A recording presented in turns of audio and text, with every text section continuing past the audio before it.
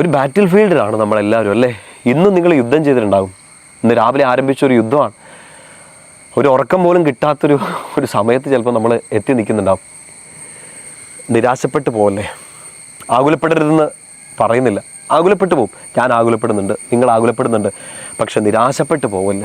ആകുലത നമുക്ക് വരും. നമ്മളിപ്പോൾ ജീവിച്ചിരിക്കുന്ന എല്ലാ ദിവസവും ചിലപ്പോൾ ചിലതിനെ ഓർത്ത് നമ്മൾ ടെൻഷൻ അടിച്ചേക്കാം. ഈശോ 1000 തവണ പറഞ്ഞു നാളെക്കുറിച്ച് ആകുലപ്പെടേണ്ടെന്നൊക്കെ മത്തായി സുവിശേഷം 6-ാമത്തെ അധ്യായത്തിൽ പറയുമ്പോഴും നമുക്ക് നമ്മുടേതായ ഡെയിലി സ്ട്രഗിൾസും ആകുലതകളൊക്കെ ഉണ്ട്. ഇന്ന് നമുക്ക് ചെയ്യാൻ പറ്റുന്നൊരു കാര്യം, ട്രസ്റ്റ് ഇൻ ഹിം. ഈശോയിൽ ഒന്നും കൂടെ ആശ്രയിക്കുക.